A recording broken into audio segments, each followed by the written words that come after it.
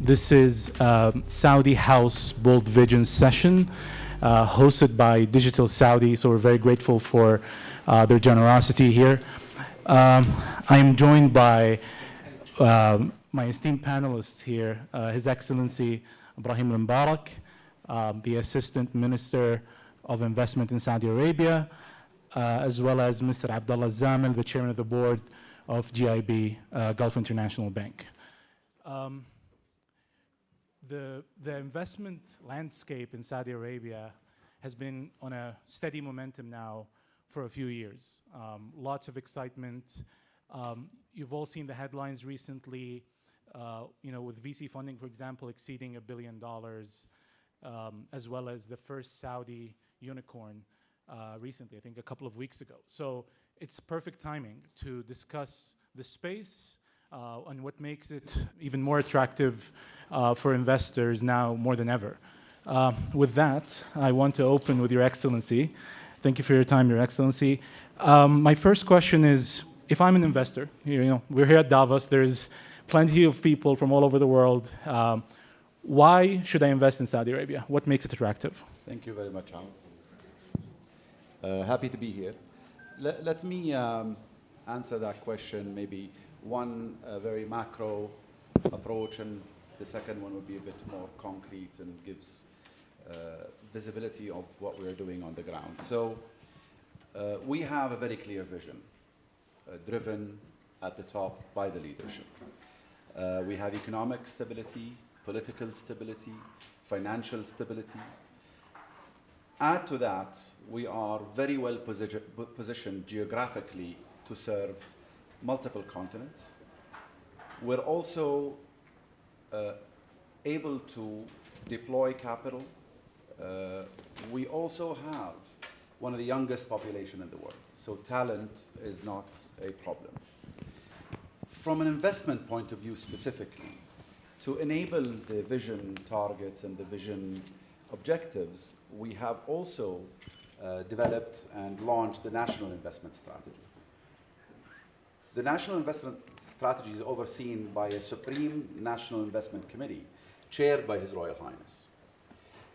This National Investment Committee and the National Investment Strategy is looking at 4 points: investment opportunities, looking at investors, looking at funding, various funding, development, commercial banks, and others, and innovative funding. And the fourth, which is very important, is competitiveness.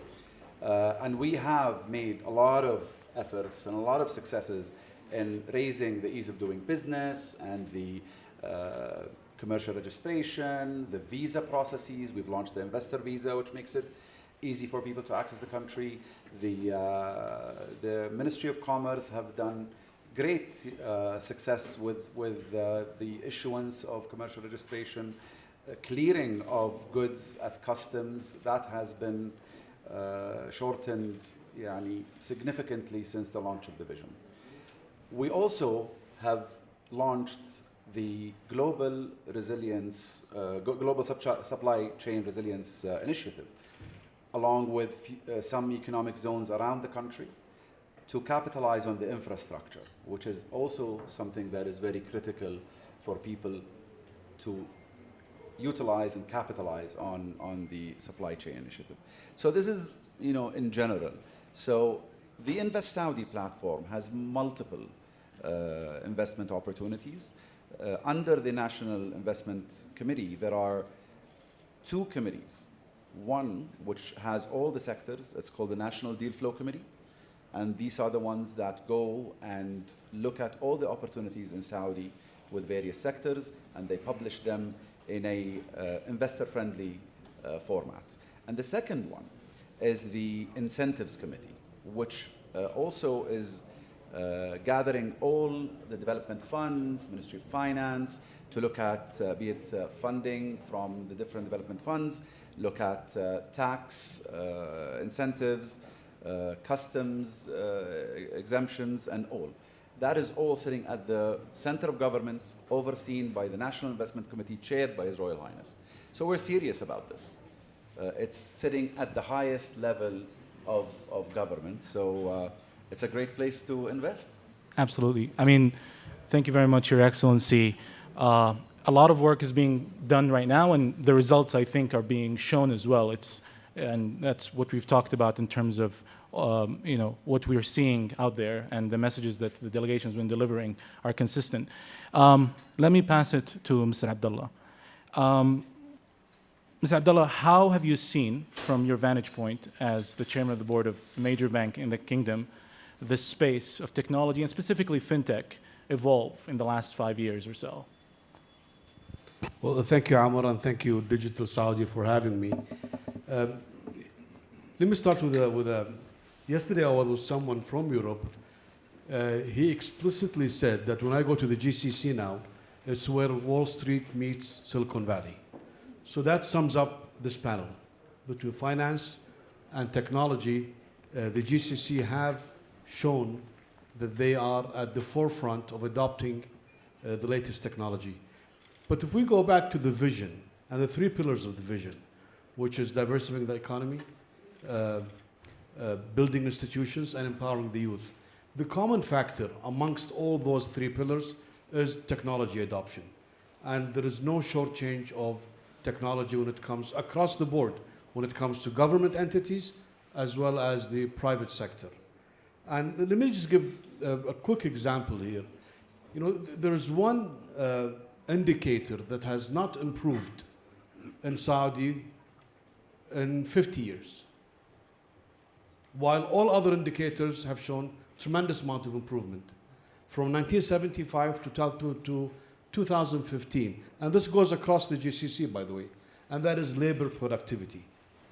Not only for Saudis, but Saudis and non-Saudis. And this has been a problem in the region for quite some time. If you look at the numbers from 2015 onwards, productivity improvement on the indicator of productivity have shown a tremendous increase. I believe that the reason behind this is the adoption of technology and the adoption of digitization. And when we talk about digitization, and we've seen this during COVID, and the adoption of digitization across the board, whether it's education or healthcare, this did not happen overnight. Digitization doesn't happen by flicking a switch, but rather the amount of hard infrastructure that took place in the past 20 years, fiber optics, telcos, have really prepared the country very well for a full deployment of technology and digitization. What we're seeing today is as a result of a lot of infrastructure that was built, not only hard infrastructure, but what we're seeing today also is soft infrastructure, which is regulation. We keep seeing a new introduction of regulatory bodies that really serve the digital framework in a way that accelerates adoption, accelerates deployment across all sectors, not only financial institutions. And banking traditionally have relied heavily on technology. You cannot have a bank without a very strong technology infrastructure. So, and when we say technology, it's not only, back then it was mainframe, then client server, but rather it's the adoption of AI. And I think a lot of the banks in Saudi today have committed good amount of capital to look into AI as an integral part of the customer service journey. Thank you, Mr. Abdullah. So what I'm hearing from both of you, there is a lot of work being done from the government to set up the ecosystem to make it attractive. And then there's a lot of work being done across the private sector and other parties to make sure that these things are actually happening and the technology adoption translates into economic growth. I think I want to go back to you, Your Excellency. We talked about the attractiveness of Saudi Arabia as a whole in terms of for investors. Let's deep dive into fintech. Why would I invest in fintech? Again, if I'm an investor, what makes the fintech space attractive right now in the kingdom? So let me dissect this into 3. 1, regulatory. So we have adopted one of the most pro-innovation regulatory framework in that sector. The central bank have been, the sandbox for fintech and open banking. So that definitely is a key fundamental element to enable that sector. The second is the digital infrastructure, following Abu Muhammad's comment on that. The digital infrastructure in Saudi is very, very good.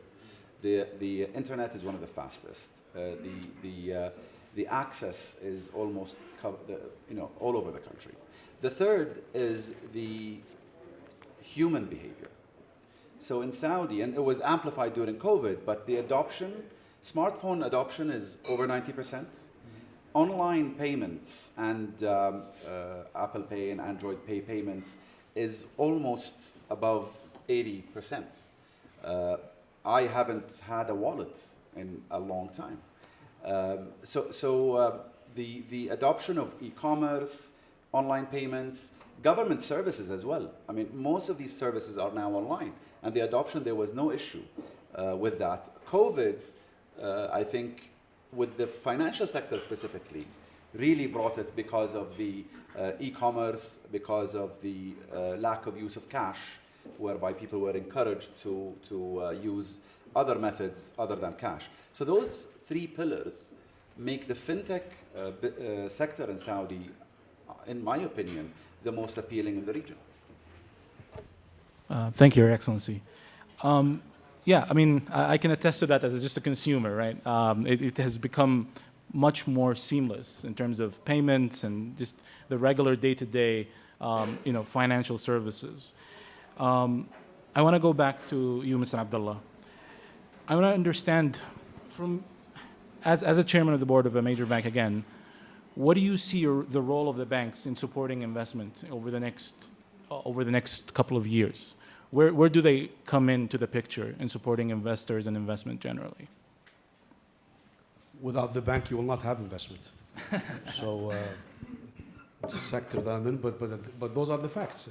The banking sector plays a major role in any investment, whether it's corporate investment or consumer investment. I mean, today, if you look at the total loans of Saudi, about 50% is either consumer loan or personal mortgage.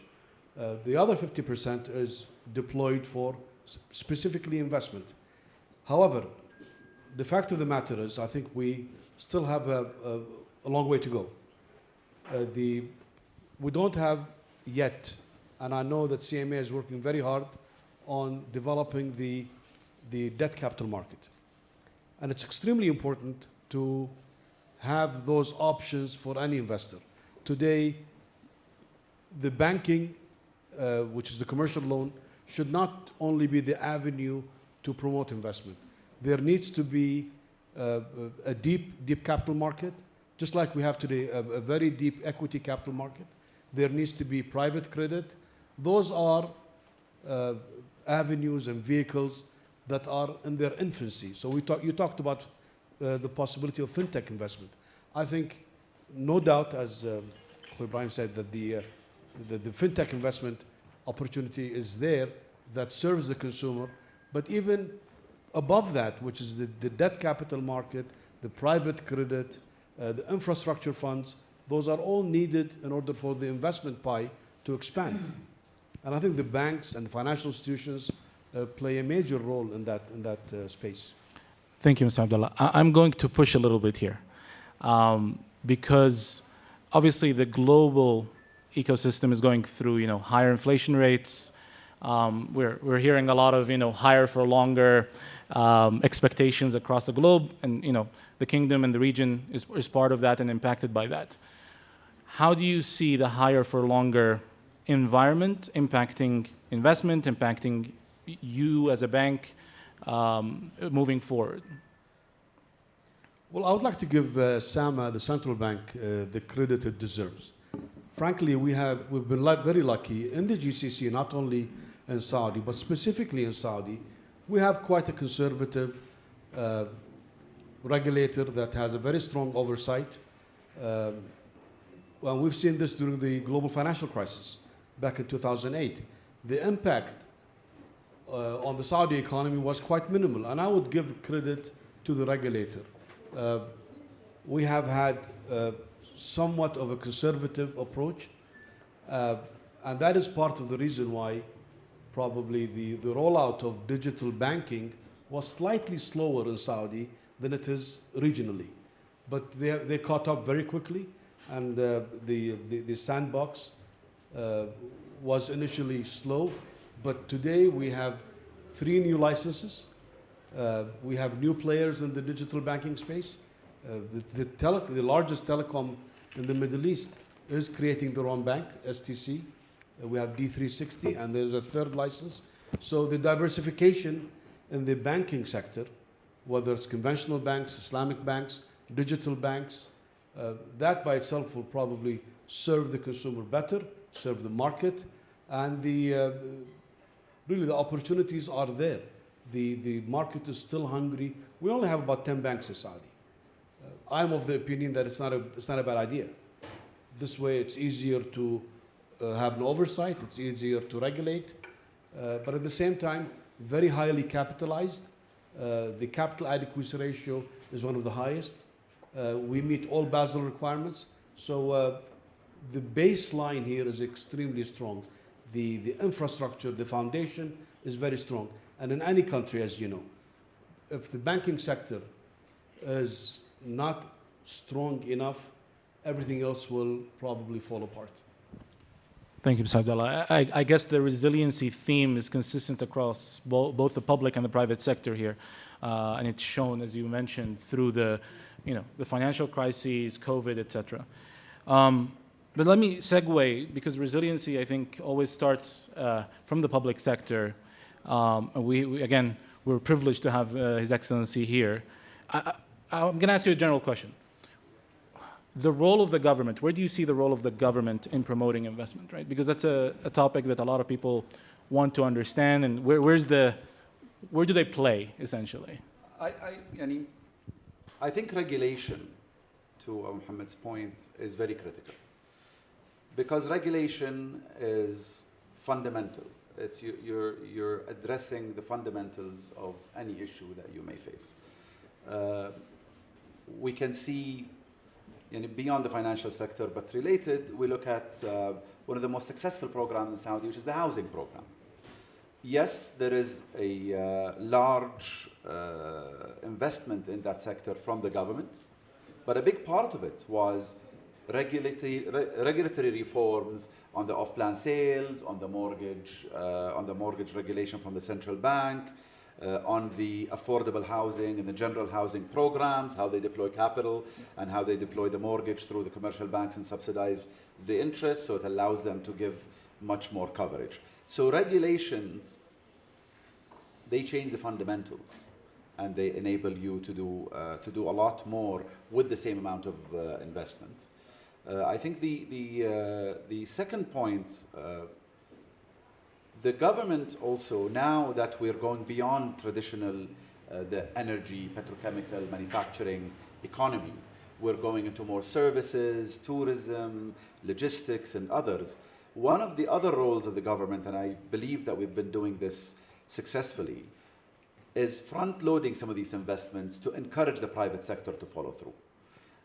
We look at some of the great initiatives by the Public Investment Fund that explore certain sectors that people were a bit hesitant to venture in. So I think this is the second role, which is through Public Investment Fund, which acts as a fund and it's private, but it also serves the national agenda and the economic agenda of Vision 2030. Thank you, Your Excellency. Mr. Abdullah, I'm looking at time and I think we're getting close to the end here. Where do you see the space of fintech going to in the next 5 years? This is a prediction. I know predictions are never accurate, but give me a prediction here. Where do you see the space in Saudi Arabia going, and the region maybe as well? I'm not personally the expert in fintech, given my age, but there is no doubt in my mind that the adoption of digitization, the infrastructure that caters to fintech is ready for whether unicorns or external investment. But going back to the resilience issue, and I get worried when people talk about resilience because there's a fine line between resilience and efficiency. If you're overly resilient, you become inefficient. That's where technology, in my opinion, plays a role. If you embed technology, then you can convert that over-resilience into an efficient process. But the fact of the matter is, and the issue of investment, I truly believe that this decade will probably witness the mother of all J-curves, because we have done so much investment in the last few years, probably 2 more years of heavy investment, and the returns will come back in a very steep way. And that's why I say this is the time to invest, because this is the time to capture the J-curve when it's at the bottom. That's my message to everyone. Fair enough. And you see that innovation in both, B2B, B2C across the board, or do you have any opinion where do you that innovation will maybe progress faster? Well, I'd like to see innovation in some pockets where it's been missing in the region, like logistics, for instance. That's an area where technology could play an excellent role. And Saudi have rolled out companies like Fasih, like Tabadul, and those are all part of the logistics rollout that we've been missing for quite some time. The other area is aviation, for instance. We still lag behind in aviation. Technology is the basis for aviation. Now we've just introduced Riyadh Air. So within the logistics space, I think we still lag behind, but we're catching up very quickly. Geopolitics is something that has not been brought up, but it's an issue that we have to deal with, especially what's happening in the Red Sea now. But overall, as long as we identify those challenges, as long as there are plans for us to deploy the right resources and the right human capital, then we will try to we are putting up a framework that serves investment, both the private sector and the semi-private sector, because government still plays a role in the private sector, especially through the sovereign wealth fund and the likes. Thank you. And I think that private-public sector partnership is very visible, and the results are very visible across the board. You mentioned your excellent CPIF, and there's a lot of other examples out there. I think we're coming up to the end here. I do want to open up for our audience here for questions, and to my esteemed panelists. So please go ahead. Thank you very much, Your Excellencies. Zamil. My name is Salman Mahdi. I'm Vice Chairman of Deutsche Bank. Of course, we have a significant presence in the kingdom, and we're very grateful for all the support we get. We have 100 people on the ground. You both alluded to opening up the capital markets, and I was wondering, for example, from a perspective of a fund manager, we run $1.5 trillion of private capital globally. How do international investors in financial markets get more access into the Saudi market? And do you see more Saudi companies listing on international exchanges and eventually maybe other international companies having a presence on Saudi exchanges? I think that level of access, not just through FDI, but also through investor flows, would be something that a lot of people would like to be involved with over time. Well, the CMA has been quite active in trying to attract companies to multi-list in Saudi. We already have 1 or 2 now, and I think the intention is to have more companies list in Saudi. But the issue of debt capital market, the likes of Deutsche Bank and others, large international banks, have played a major role in the past and could play even more if more resources are deployed, especially as it relates to inward investment. We have had an issue, but don't tell anyone, please. The second largest commodity exported out of Saudi is wealth. A lot of wealth goes out through banks like yourselves. But again, you're serving family offices, which is fantastic. The challenge is, how do we keep that wealth in-house through properly structured debt capital market funds asset management funds. Now ESG is quite active now, and you guys could definitely play a big role there. I see more hands. Please, yeah, go ahead. We have a group of scientists that have been doing research in the area of secure financial transactions for banking systems. I'm not necessarily going to call out cryptocurrency, Bitcoin and all. I know it has left a bad taste in a lot of people's mouths. But my question to you guys is, a lot of individuals, organizations and countries around the world look up to the great Kingdom of Saudi Arabia.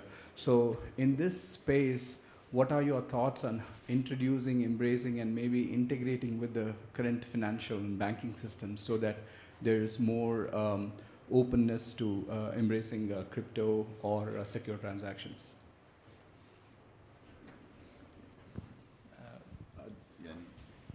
If given an opportunity, we'd love to present some of the research that we've done. Since you are the leaders, lots of countries look up. I think you can, show the world how it can be done, and we'd love to.